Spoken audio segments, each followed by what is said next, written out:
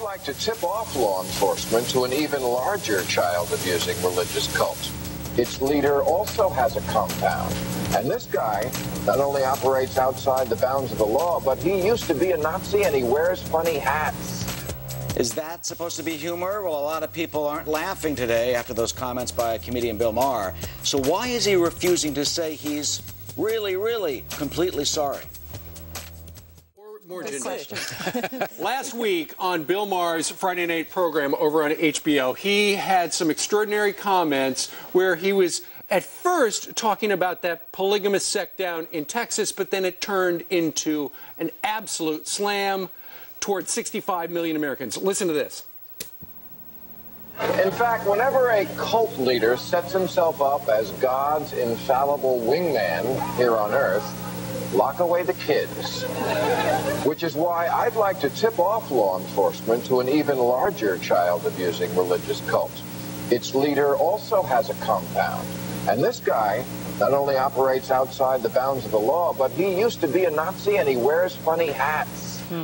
Okay, so Bill Maher there basically chose the two most repugnant things in our entire history and our culture, which are being a Nazi or a pedophile, and compared the Pope to the two most odious things. Right. That angered Catholics. And, in fact, some politicians wrote a letter to HBO, on which Bill Maher's show is aired, and asked him to apologize. Nobody even was asking for Bill Maher to be fired, as some other public speakers have had to be. All they wanted was an apology. Here is Bill Maher's apology. The thing that argues for their side of this is that, you know what? He was coerced into that. He was a teenager. I wouldn't blame any He was a 14-year-old kid in Nazi Germany. Of course, he's going to do what they tell him to do. So on that score, you know what, my Catholic friends? I will never make the Pope is a Nazi joke again.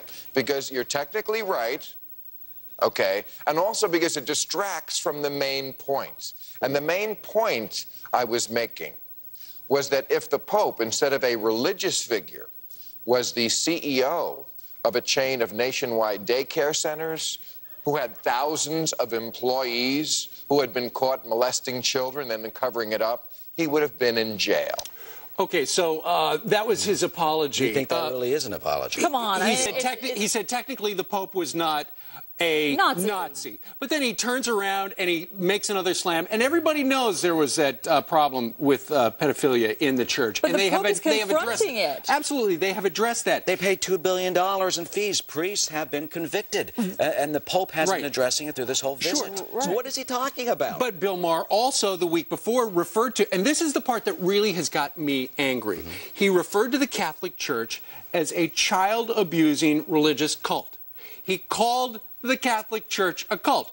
There are 65 million Americans who are Catholics. Many of you are watching right now are Catholic. Are you a member of a cult?